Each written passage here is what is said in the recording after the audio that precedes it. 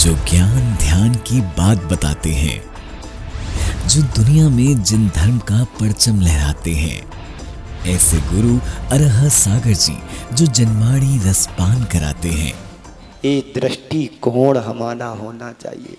जिन हाथों से तुम रोज भगवान का प्रक्षाल करते हो, उन्हीं हाथों से यदि किसी की सेवा में आगे बढ़ा दोगे तो क्या होगा तुम्हारा। संत शिरोमणि आचार्य श्री 108 विद्यासागर जी महाराज के परम प्रभावक शिष्य परम पूज्य मुनि श्री 108 अरह सागर जी महाराज के मुखारविंद से 6 डाला पर अर्थ सहित श्रवण कीजिए मंगल प्रवचन।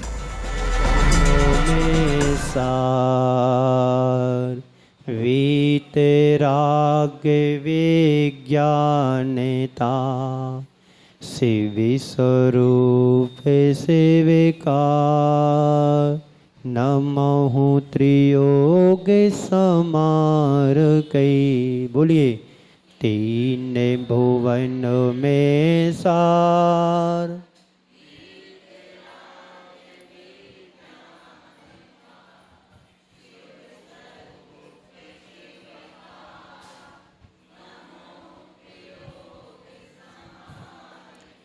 जे त्रिभुवनों में जीवे अनंत, सुख चाहे दुख ते भयवंत।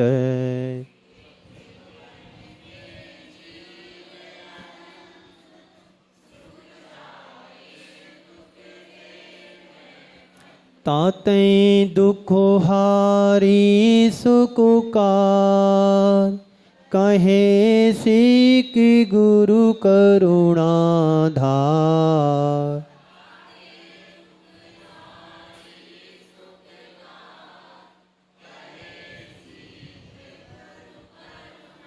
ताहि सुनो भवि मनो थेरे आन, जो चाहो अपनो कल्याण।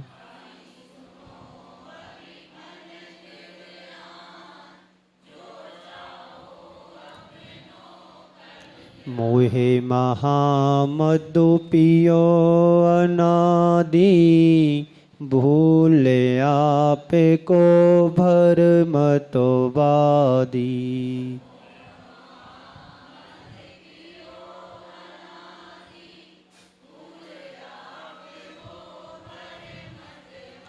तासो विरमण की है बहु कथा, पे कछु कहूँ कहीं मुनिय था।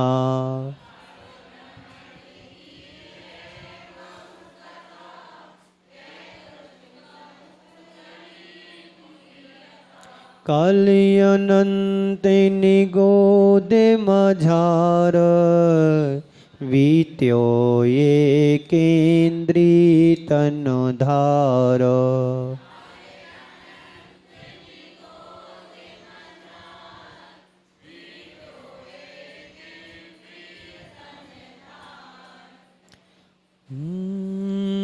एक श्वासों में 8-10 बार, जन्म्यो मर्यो भर्यो दुख भार।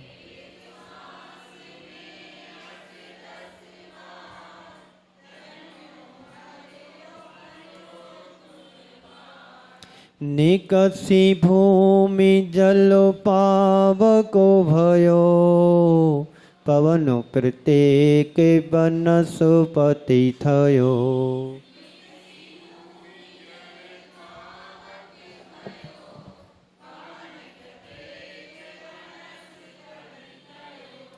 दुर्लभ लहि ज्यों चिंतामणि, त्यों पर्याय लहि त्रसे तणी।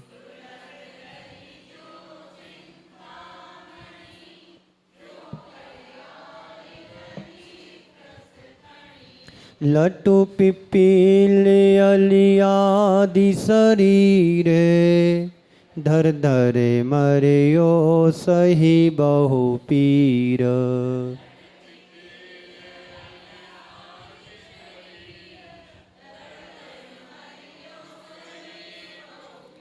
कबहु पंचेन्द्रिय पशु भयो, मन बिन निपट अज्ञानी थयो।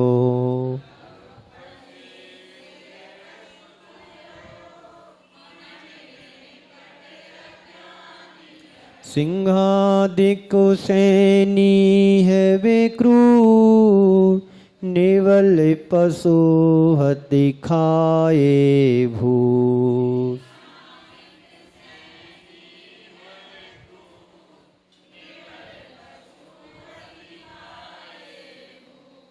कबहु आप भयो बलहीन, सबलन करी खायो अति दीन।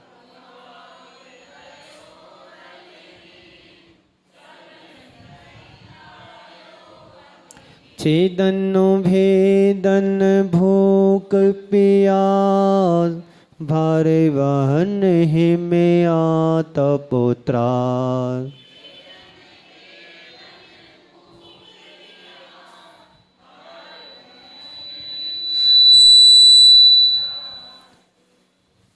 बदवंदन आदिक दुखो घने, कोटि जीविते जाति न भने।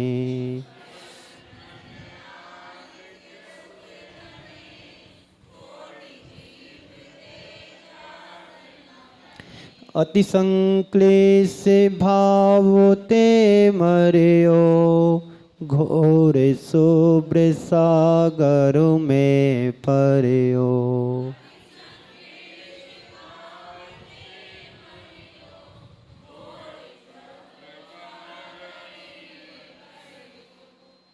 यहाँ पर अब त्रयंच गति के दुखों को थोड़ा सा और कहते हैं।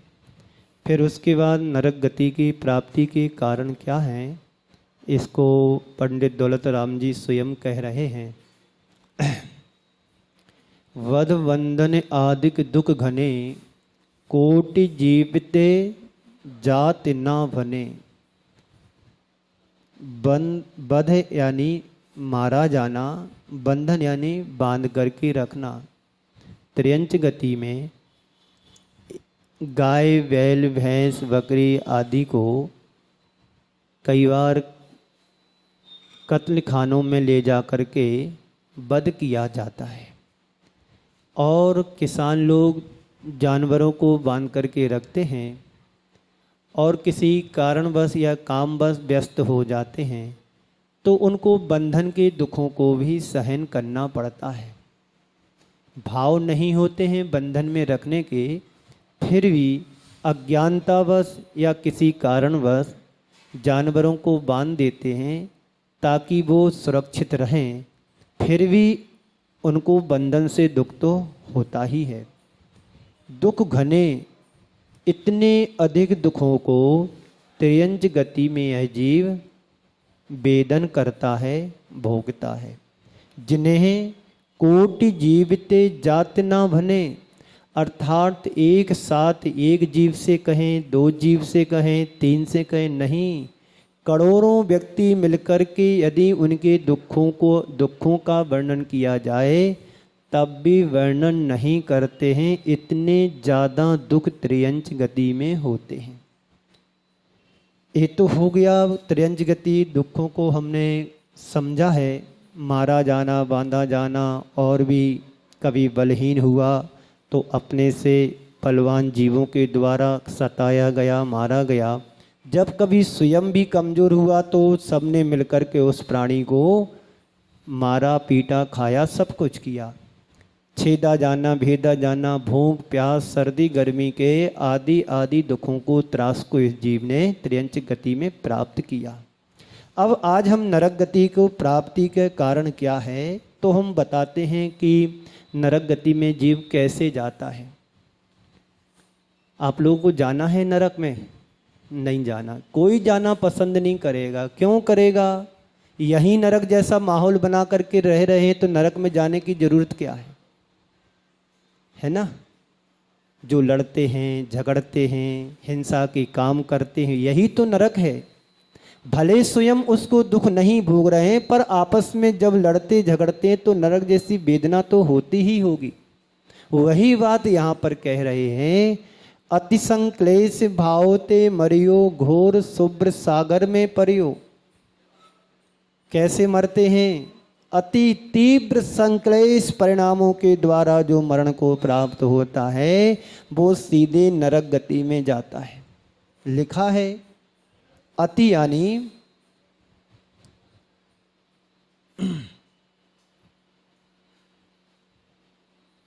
अत्यंत, संक्लेश यानी खोटे परिणामों से आपस में एडजस्ट नहीं हो रहा है, सामंजस्य नहीं बैठ रहा है। तो आप लोगों को तो पता ही होगा, दूसरों के अनुभव भी सुने होंगे, है ना। जब आपस में सामंजस्य नहीं बैठता है, खास करके युवाओं में, न्यू जनरेशन में, तो क्या करते हैं? या तो जहर खाते हैं, या फांसी लगाते हैं, या किसी अन्य तरह के कार्य कृत्य कर लेते हैं।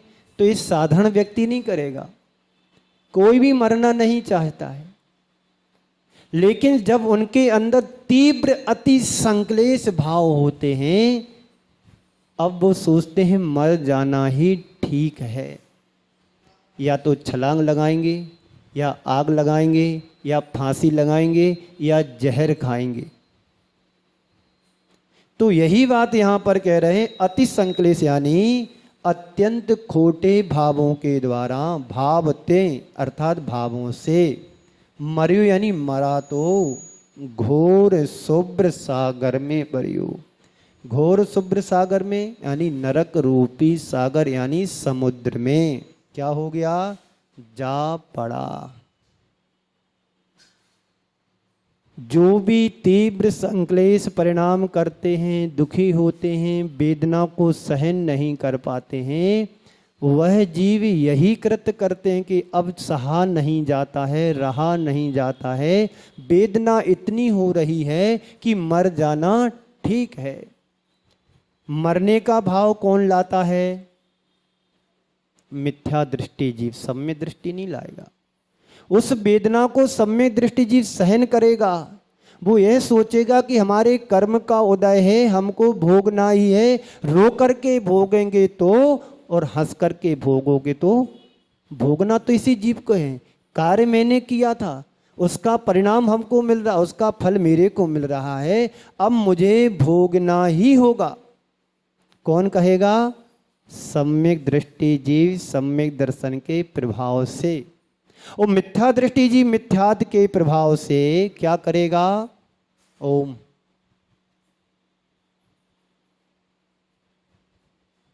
मिथ्या दृष्टि जीव क्या करेगा? उसको तो मारना मरना ही दिखेगा, उसको आत्मा से कोई लेना देना नहीं है। एक बार की बात है, एक मुनिराज, बहुत पुरानी घटना है, एक खजुराहो की बात है। एक मुनिराज के लिए दाह हो गया, दाह का रोग हो गया, बीमारी हो गई कि पूरे शरीर में दाह होती थी, जलन होती थी। दिन भर शरीर में पानी लगाना, पानी कमंडल का खत्म हो जाए तो घास पर लेट जाना, लौटना आदि आदि कार्य करते थे।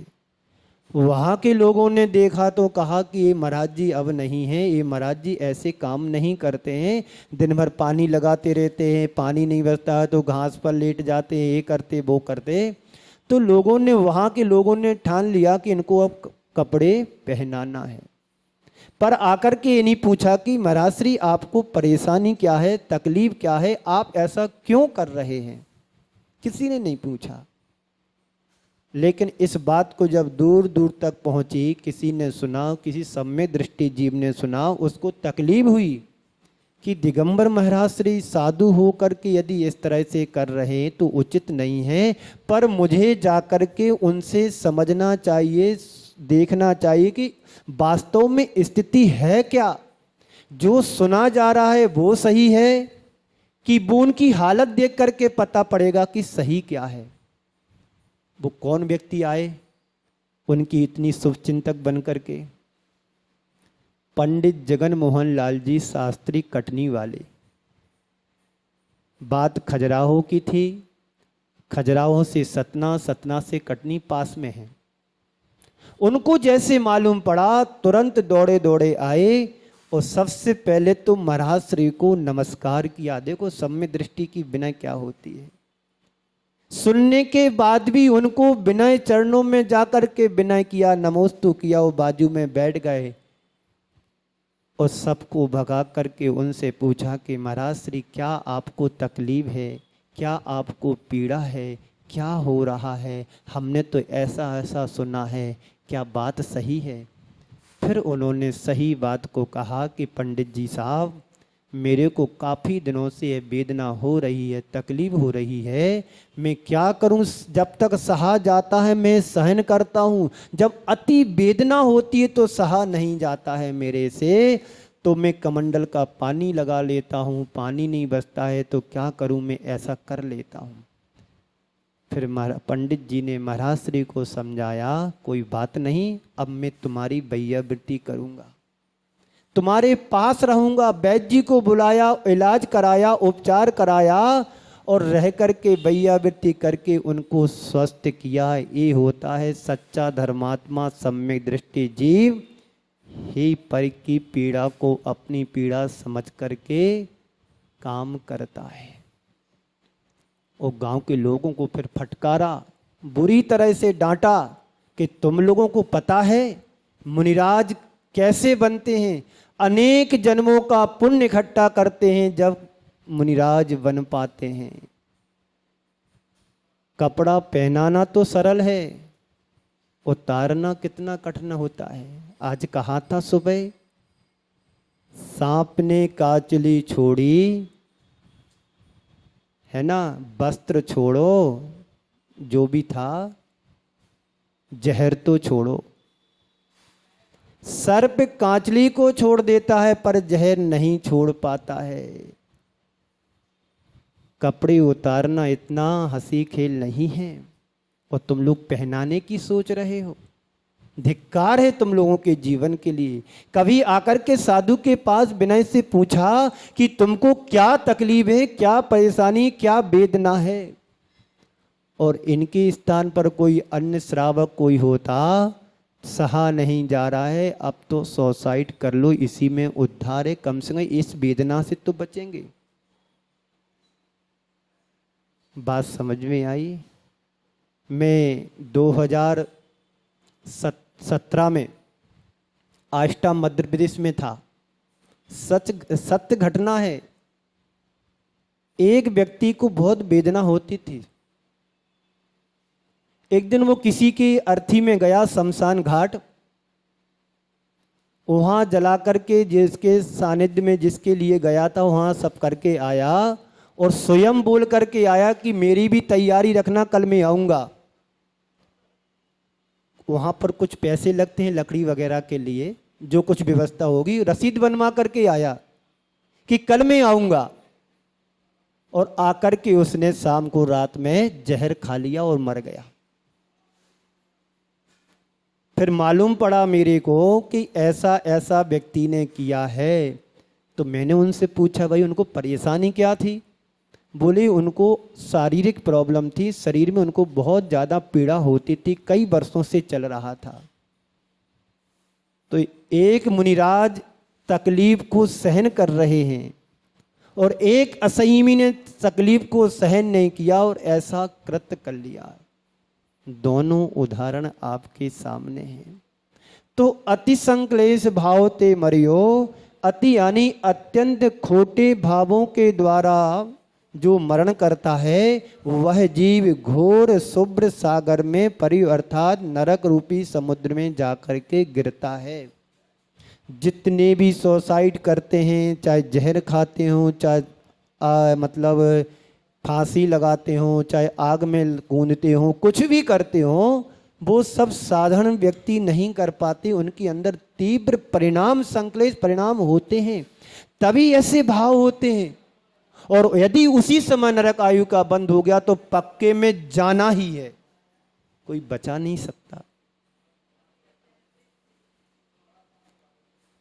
और सुनिए नरक गति के दुखों को।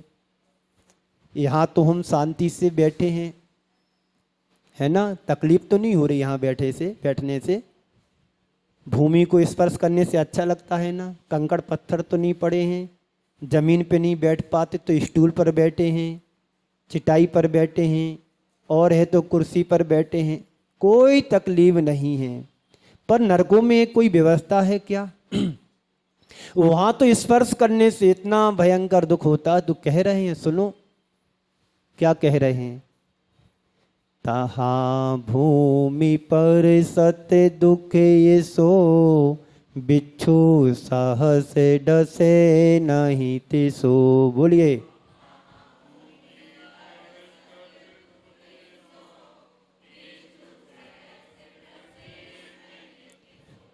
तहाँ राधे श्रोणित बाहिनी, कृमि कुल कल तो देह दाहिनी।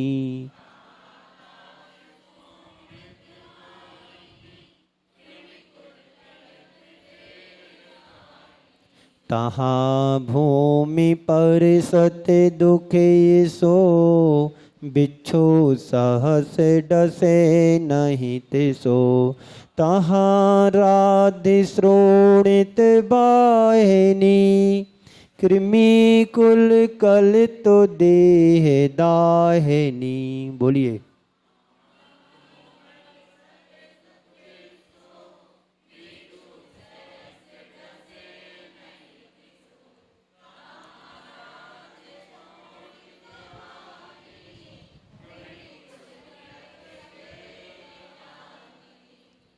तहाँ, तहाँ यानी कहाँ, कहाँ यानी वहाँ नरकों में, तहाँ यानी उस नरक में, भूमि यानी जमीन को, परसत यानी स्पर्श करने से, छूने से, इसो यानी ऐसा, दुख यानी दुख होता है।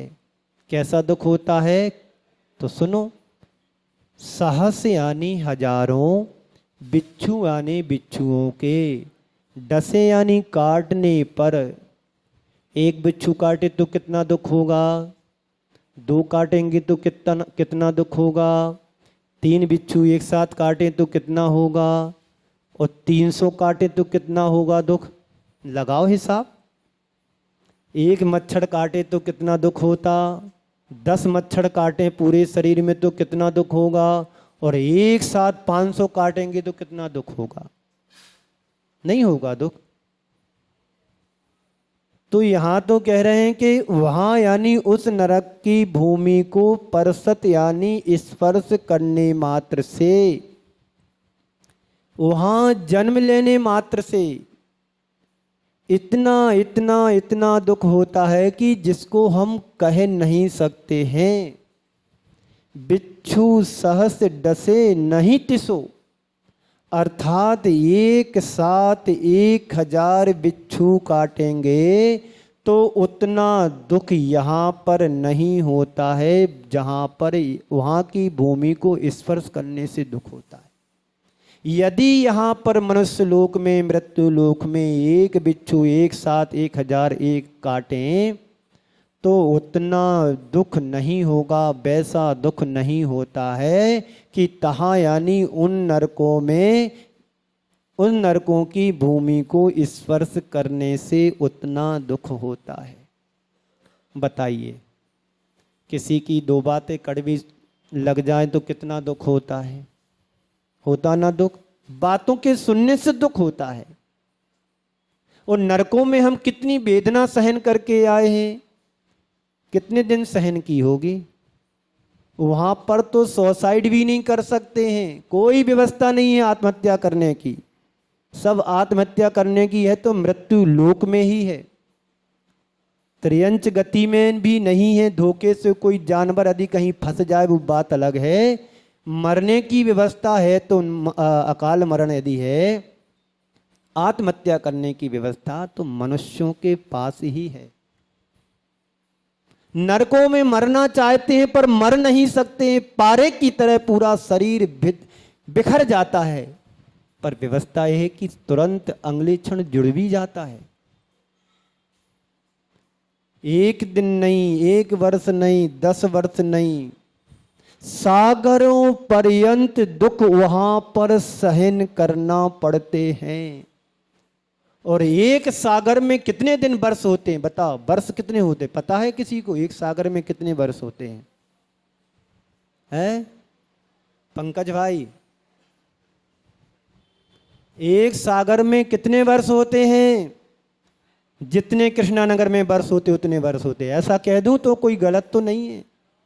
एक सागर में असंख्यात वर्ष होते हैं। कितने वर्ष होते हैं? असंख्यात वर्ष एक सागर में होते हैं। और ऐसे उत्कृष्ट यदि किसी जीव ने आयु नरक की, 7 में नरक की बांध ली तो कितनी है उत्कृष्ट आयु पता है? 33 सागर की आयु है। अब 33 सागर में असंख्यात असंख्यात का गुणा करो तो कितने वर्ष वहां पर कष्ट सहे। मार काट चलता रहता है, 24 आवर्स रनिंग, कोई गैप नहीं। यहां तो थोड़ा ही आराम है। लाइट चली गई तो इन्वर्टर की व्यवस्था कर ली, इन्वर्टर नहीं तो जनरेटर की व्यवस्था करे हैं। बस लाइट हमारी, एसी बंद नहीं होना चाहिए, कूलर बंद नहीं होना चाहिए, फैन बंद नहीं होना चाहिए। सुविधा तो पूरी भोगेंगे। बड़े पुण्य से तो ये धर्म जीवन मिला है, धर्म मिला है। 6 डाला को पढ़ने से लगता है कि दौलत राम जी ने तो कितना निचोड़ दिया है, एक एक शब्द कितना वजनदार रखा है। तो तहां यानी उस नरक में भूमि यानी जमीन को परसत यानी स्पर्श करने से, छूने से इसो दुख, इतना दुख होता है कि सहस्र बिच्छू डसे नहीं तिसो।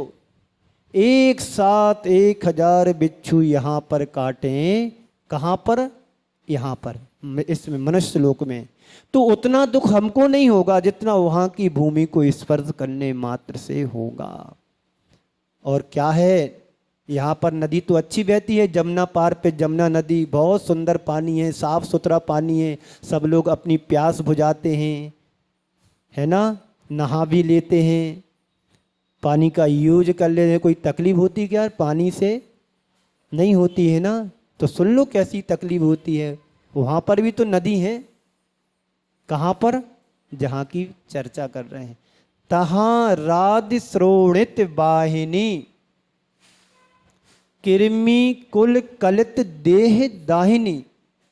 तहां यानी उस नरक में कृमि कुल कलित यानी छोटे छोटे क्षुद्र कीड़ों के समूह से भरी हुई है। क्या भरी है?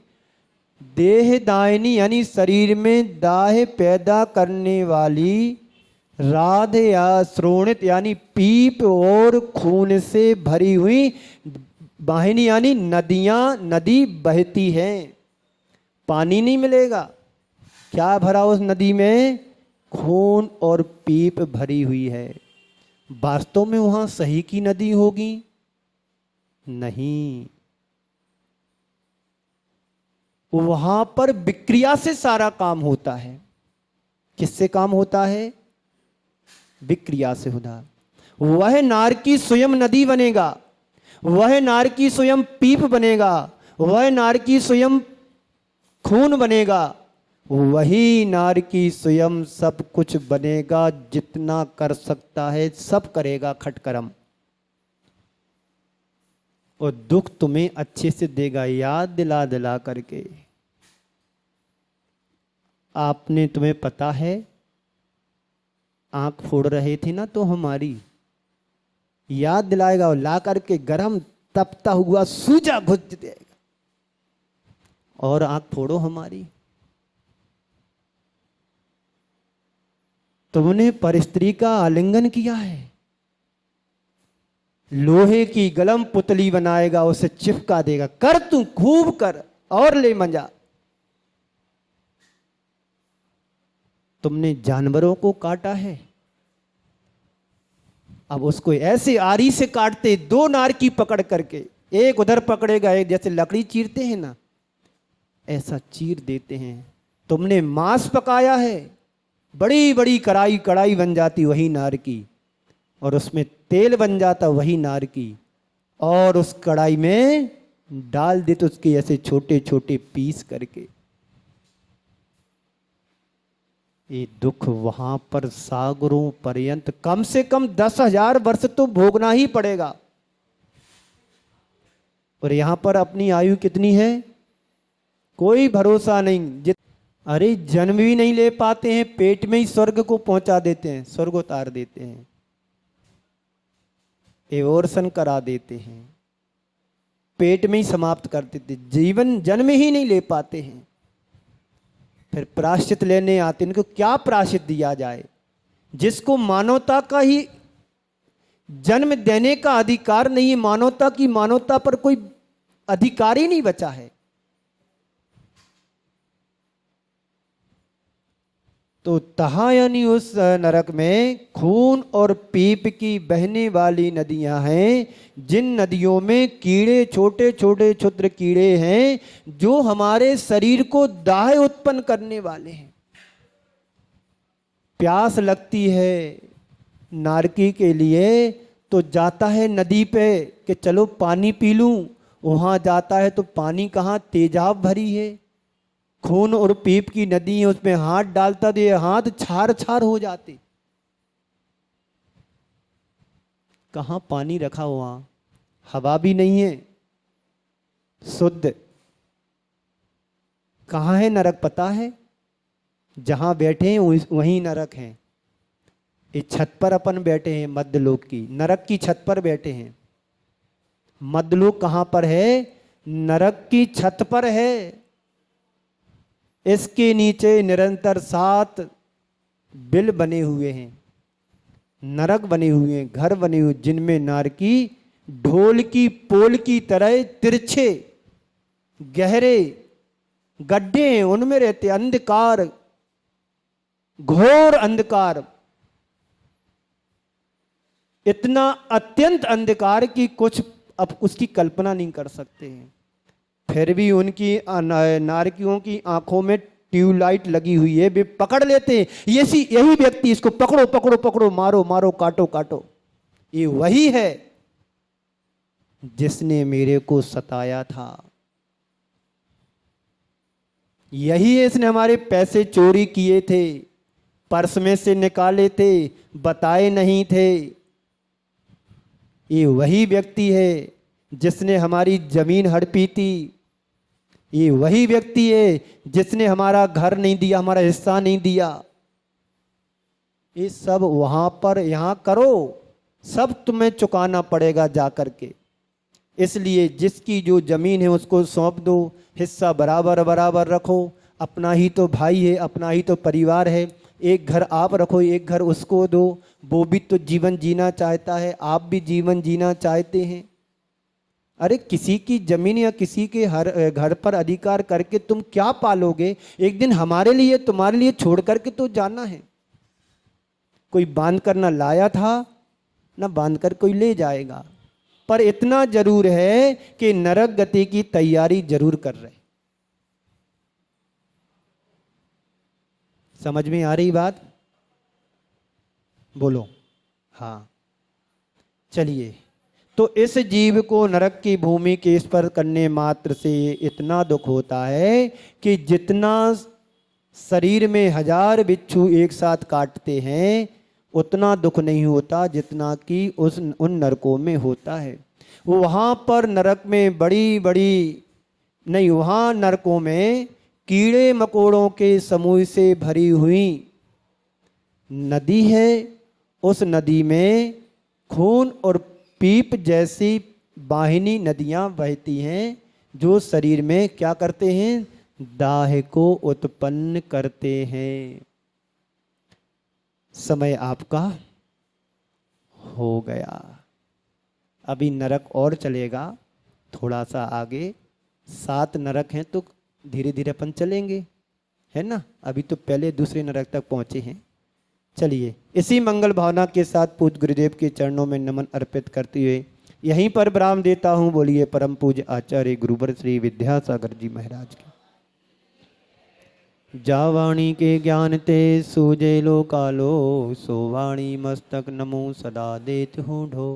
हे जिन वाणी भारती तोए जपो दिन रैन, जो तेरी शरणा गहे सो पावे सुख चैन। 9 बार नमो।